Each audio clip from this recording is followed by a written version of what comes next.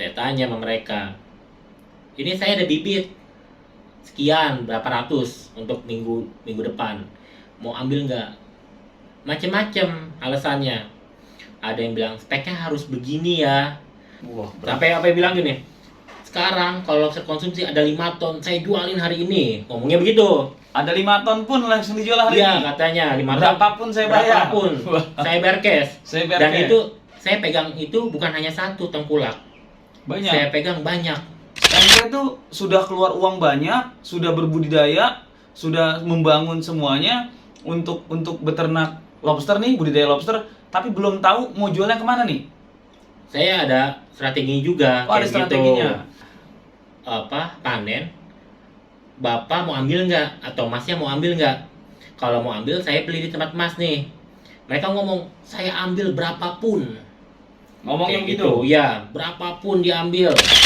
Itu harga yang kita komitmenin di awal, sama dia ditawar semurah mungkin jadinya. Terus saya mulai deh, saya cari indukan ke orang-orang, ke komunitas, kemana ya kan. Ini kan lobster. Indukan lobster, supaya lobster. Saya bilang, di sini nih, di sini yang mulainya dari yang saya bilang itunya ya. Apa gitu? Ya, hoaxnya.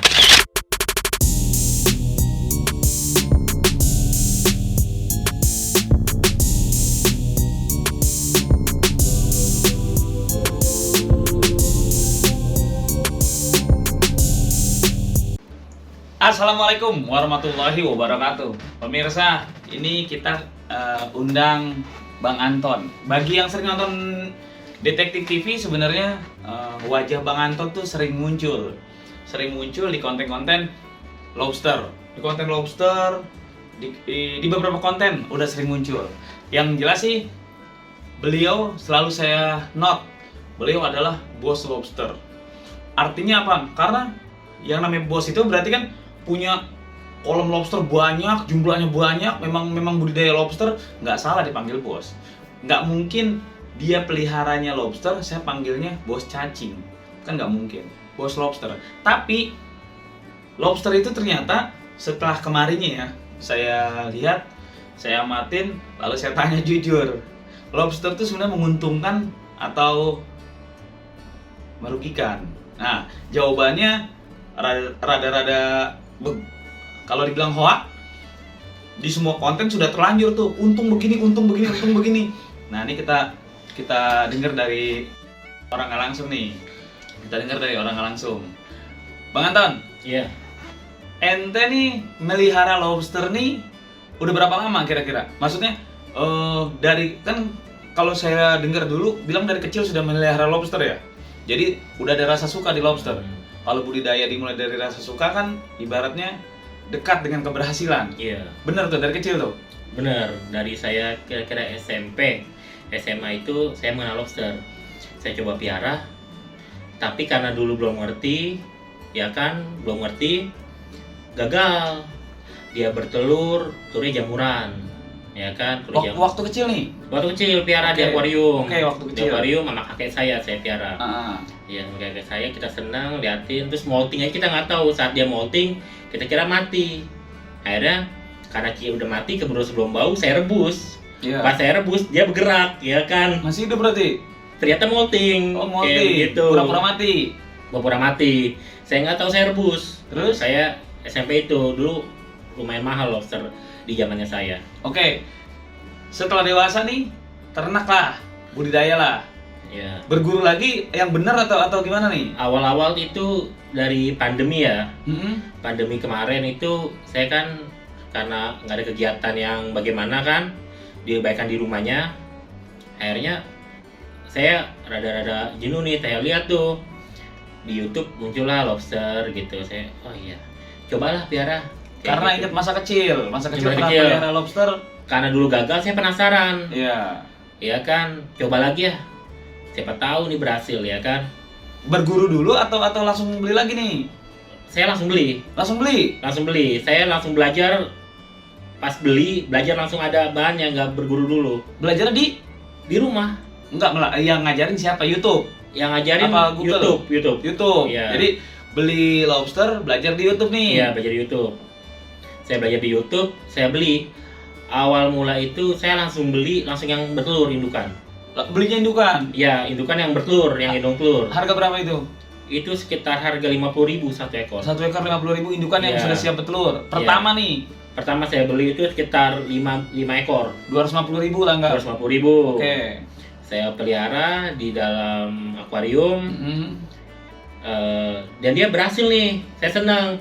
Pertama kali lihat anak lobster, Berhasil netes nih. berhasil netes, banyak anaknya. Senang lah gitu lah. Senang, berhasil. Terus saya beli lagi, 5 lagi, Indukan lagi. indukan lagi. Saya cuma piara pakai apa? Pakai akuarium di rumah, sama seropom. Oke. Saya pelihara. Selesai itu kan dia udah selesai bertelur tuh.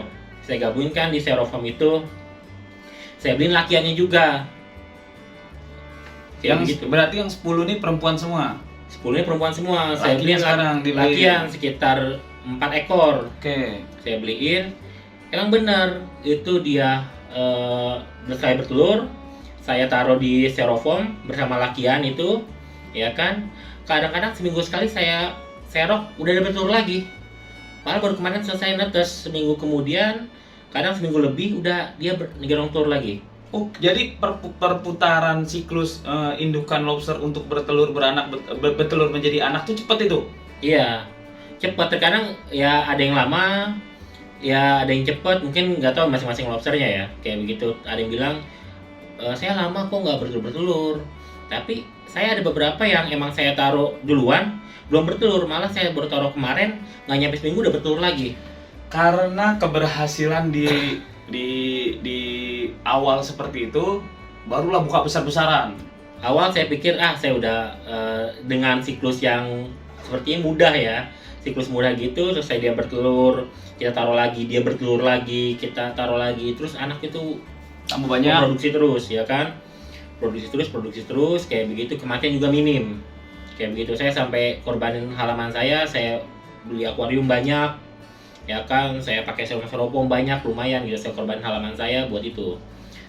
Terus mulai dari situ saya berpikir, saya lihat juga di YouTube tuh, katanya usaha ini kan ya gengsi lah ya lobster gitu kan, dengan harga yang 150.000 sampai 200.000 per kilo ya kan, dengan ya biasalah dengan thumbnail di YouTube tuh untung ratusan juta ngomongnya begitu ya kan. Korban YouTube nih. Korban YouTube. Akhirnya saya modal tuh, saya bersama ada teman saya, kita buka itu lobster, kita buka lobster di daerah Jakarta lagi. Saya sewa lahan, saya bikin itu habis ratusan juta juga. Sewa lahannya berapa? Sewa lahan per tahunnya sekitar 50 juta. juta.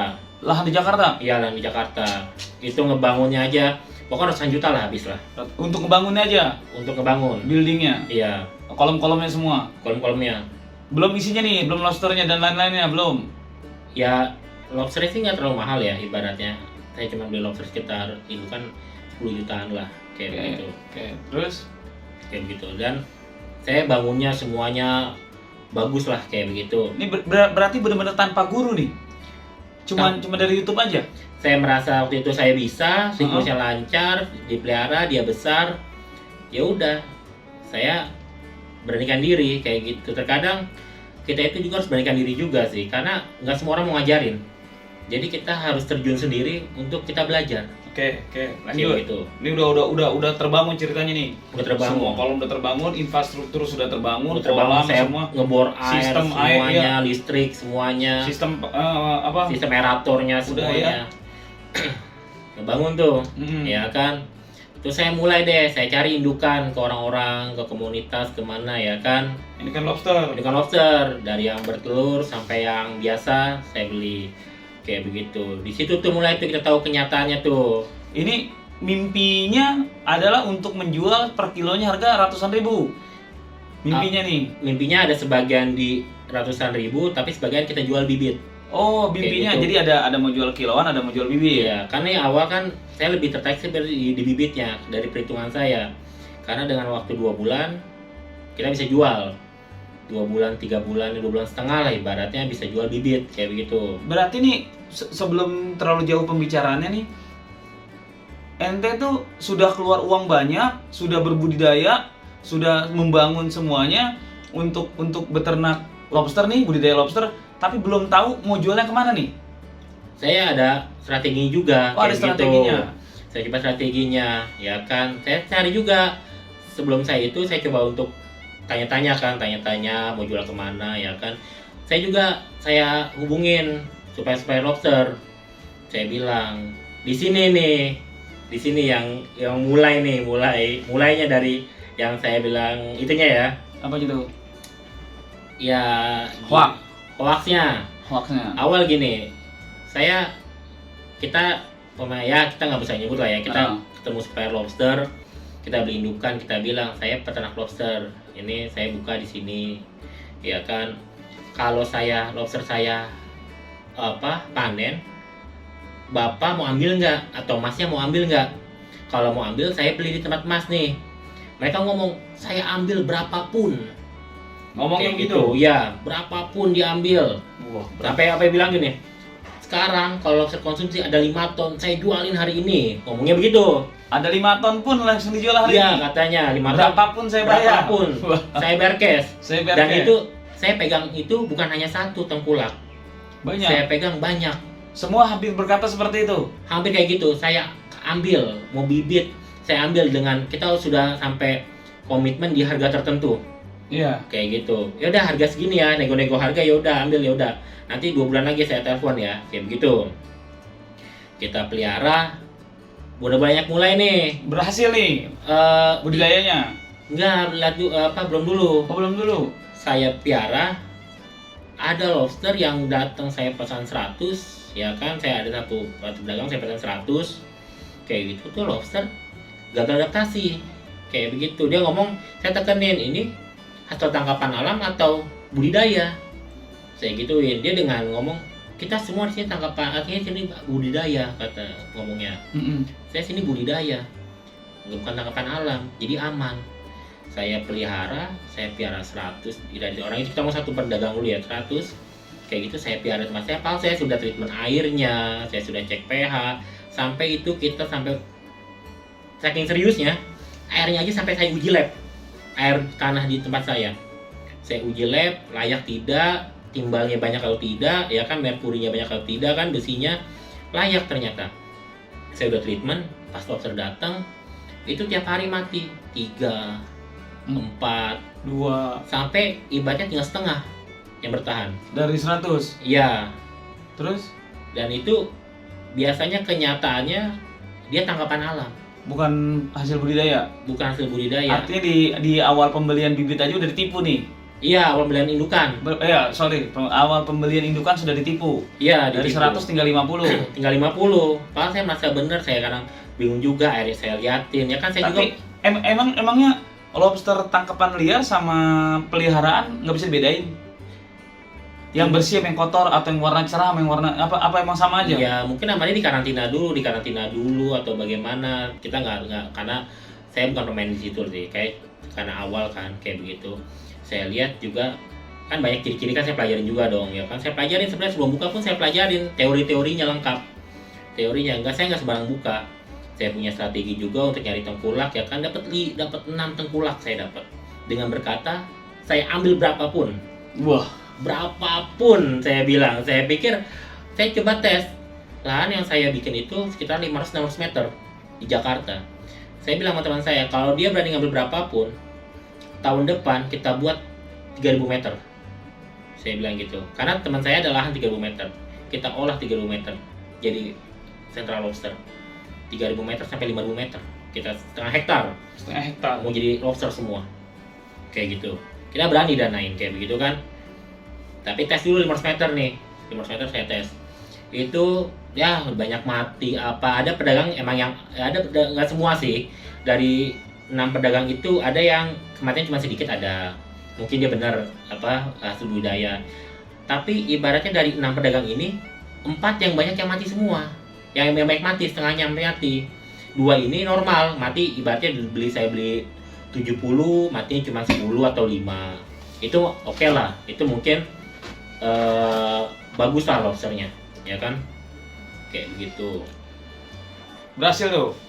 ya udah sisanya yang mati biarkan mati, yang hidup kita terus ituin ya kan, kita piara ya kan, dari yang bertelur akhirnya netes dia banyak kan. Setelah melalui seleksi indukan, akhirnya berhasil juga nih. Ya akhirnya ada beberapa yang tinggal yang indukan yang bertani yang kuat-kuat nih, yang hidup ya udah berhenti. Itu 2 minggu kemudian udah berhenti tuh mati tuh. Ibaratnya darinya setiap hari ada mati 3, 4 sampai 5. Terakhir tuh pas 2 minggu kemudian seminggu cuma 1. Berarti udah stabil nih. Udah stabil. Yang palsu-palsu yang itu sudah tereliminasi. Yang KW sudah tereliminasi. Tinggal yang kuat-kuat aja. Yang kuat-kuat nih. Jadilah budidaya dari sini startnya nih. Jadi ya budidaya, kita tetap optimis dong. Ya. Ya udah optimis. Kita budidaya dengan berbagai cara metode ya kan, karena ada yang pakai keranjang, ada yang pakai apa? Kayak bak gitu kan. Kita bolongin dia keluar, ada yang digabung, ada yang bagaimana, itu berbagai cara kita coba. Akhirnya berhasil nih.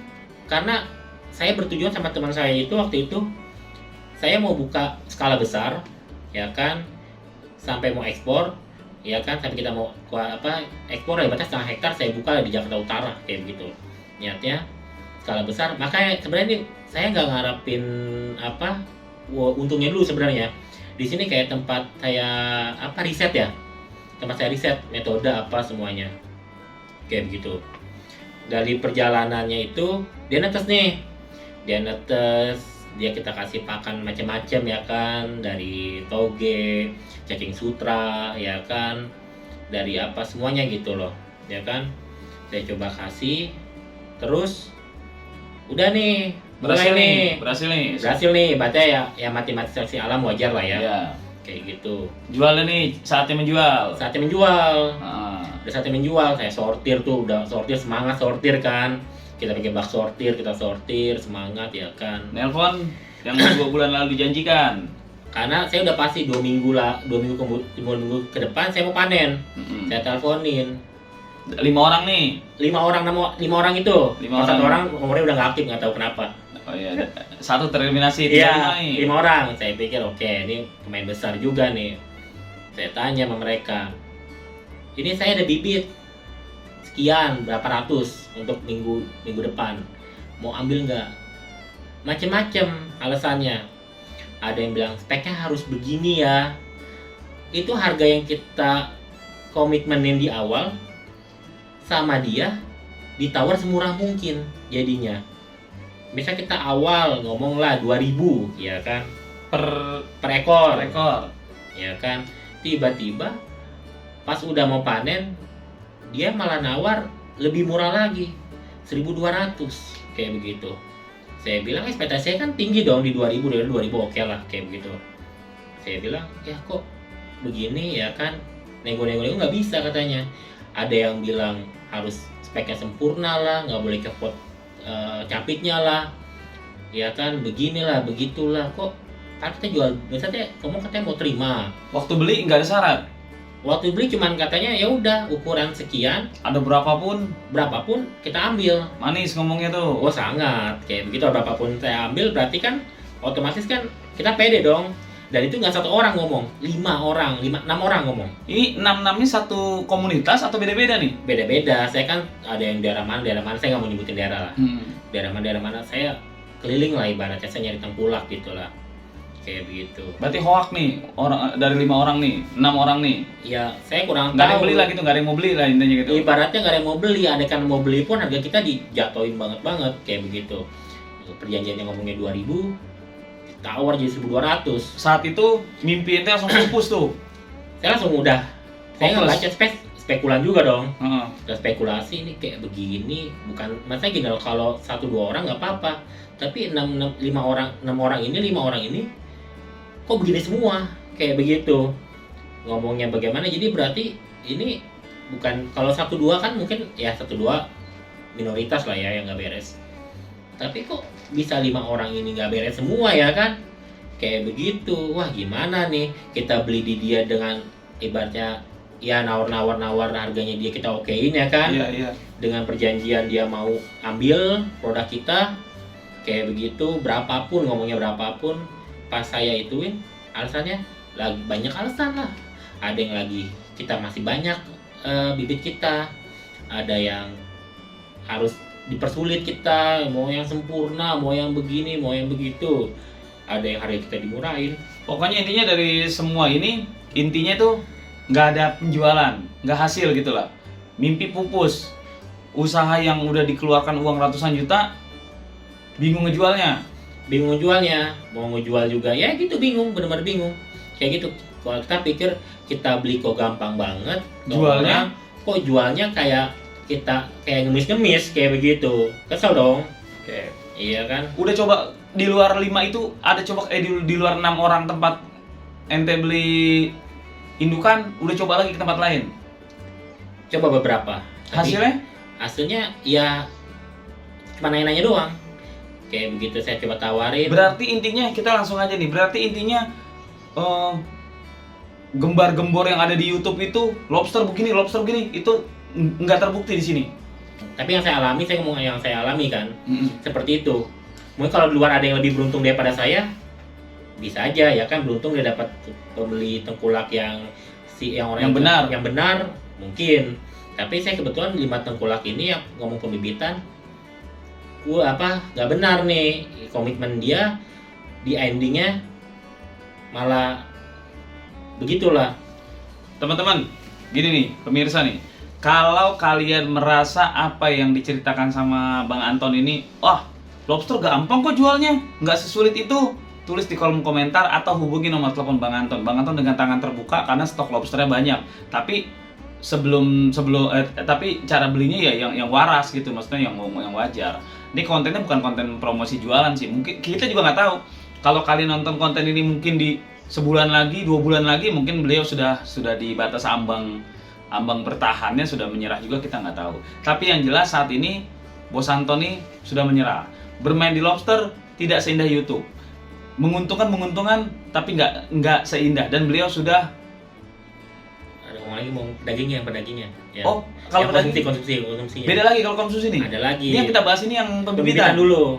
Oke, daging gimana kalau daging? Nih kalau daging nih kayak begitu.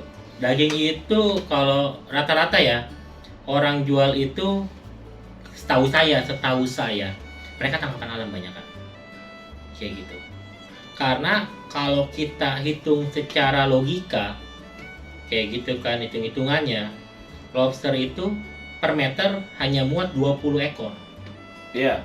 30 dipaksain. 20. 30 itu dipaksain padat banget. Iya. Iya kan? 20 ekor. Sedangkan per kilonya biasa isi 20 lah kita ngomong. Selama 6 bulan 7 bulan isi 20. 20 ekor per kilo. 20 ekor per kilo. Berarti itu satu kolam. Sekilo isi 20 per meter persegi. Iya. Muat 20. Iya. Isinya 1 kilo. Berarti kalau kolamnya ada 4 meter persegi, cuma 4 kilo. Cuma 4 kilo? Iya. Dengan jangka waktu yang 6 bulan 7 bulan. Untuk mendapatkan besar yang sesuai dengan kiloan itu? Iya. Butuh waktu lama. Setengah tahun? Setengah tahun. Setengah tahun, kalau kita punya luas kolam itu 4 meter. Iya. Berarti kita hanya bisa menjual 4 kilo. 4 kilo. Dalam waktu setengah tahun. Setengah tahun. Per kilonya berapa? Per kilonya rata-rata kita ngomong lah bisa kurang 150.000. 150.000, 150 kali 4, 600.000. Iya. 6 bulan baru jual 600.000. 600.000. Iya. Menurut ente menguntungkan nggak? Saya punya itu kalau dihitung aja cuma buat gaji karyawan. Cuma buat gaji karyawan? Iya, gaji karyawan namanya ibaratnya tipis lah dengan investasi kita yang ratusan juta. Mimpi-mimpi yang mau dapat ratusan juta tuh kandas sudah? Karena logikanya emang dapat bener kan 20 ekor per meter, ya kan? Coba kita pikir logika deh. Emang permintaan banyak. Sempat saya dapat juga karena mereka tahu saya pengen lobster ya. Ada permintaan sampai 5 ton per bulan. Wow. Buat ekspor. Wow. Masuk akal. Saya bilang kalau saya bisa dapat setengah ton aja, 5 kuintal aja, saya hebat. Saya bisa piara 5 kuintal. Kayak begitu. Kalau bukan tangkapan alam atau ya mungkin kolam tanah atau apalah, saya nggak tahu ya. Tapi untuk kita budidaya rumahan dengan terpal, Mimpi itu. ya coba hitung sendiri deh kayak begitu. Kalau punya kolam 6 meter, 2 kali 3, 6 meter 2 kali 3, berarti bisa menghasilkan 6 kilo. 6 kilo, 6 kilo dikali 150.000, 19.000. 900.000. Iya, Benar. per 6 bulan, 7 bulan terkadang ya. Itu dalam waktu 6 bulan. Itu- Setengah tahun. Itu kalau bagus. Kalau nggak bagus? Terkadang kan ada yang mungkin lambat. Karena kan kita piara hewan kan ya kita nggak tahu kualitasnya saya F1 atau apa lah ya ibaratnya ya. Ada yang lambat, ada yang belum namanya juga apa tuh kanibal, apa ini itu.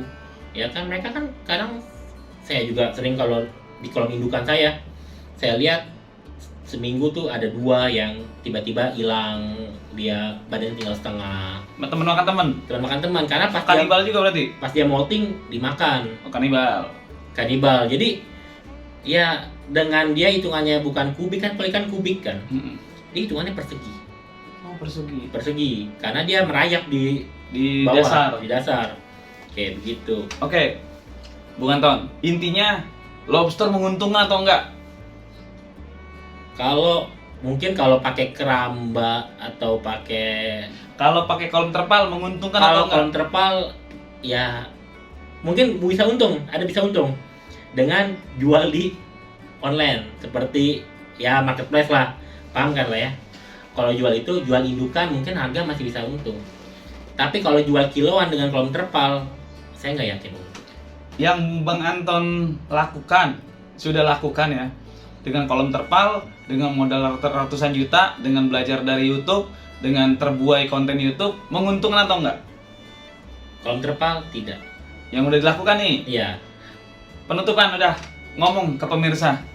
Pesan-pesan buat pemirsa yang baru mau terjun, yang baru lagi ngelihat konten lobster, kasih edukasi, peringati, pelajari sebelum benar-benar terjun, sebelum ludes uang ratusan juta. pokoknya untuk yang baru mau mulai apapun usahanya, kita oke lah, semangat itu harus, ya kan.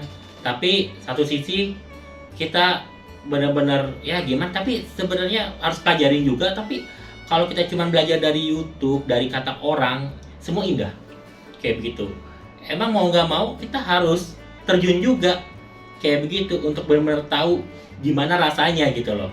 Kalau cuma denger YouTube, kita nontonin YouTube, kita dengar kata orang, atau ya orang kan semua ngomong pasti manis lah kayak begitu. Banyak kan 70% ngomong manis lah, nggak ada yang ngomong nggak manis kayak gitu. Saya ketemu orang sebelum saya mulai pun, saya investasi ratusan juta, saya udah ketemu orang banyak. Gimana lobster? Oh lobster begini, lobster enak gini, lebih udah paling ini mahal, bergengsi lah. Pas saya coba, saya kan udah berarti udah nonton YouTube juga, udah lihat teorinya, sudah tanya kepada pemainnya juga, ya kan. Tapi pas saya jalanin ternyata ya saya mungkin tidak beruntung, tapi nggak tahu mungkin ada yang beruntung di luar sana yang sukses budidaya lobster kayak gitu. Berbagi nggak pernah rugi kalau nggak pernah berbagi. Usikum wa nafsi bitaqwallah. Wassalamualaikum warahmatullahi wabarakatuh. Nah, itulah diskusi kita. Tulis di kolom komentar apa yang kamu pikirkan agar kita bisa mendiskusikannya lagi. Yang belum subscribe, jangan lupa subscribe dan aktifkan lonceng agar channel ini terus terbangun dan kamu menjadi yang pertama mendapatkan pemberitahuan video untuk diskusi-diskusi kita yang lebih seru lagi.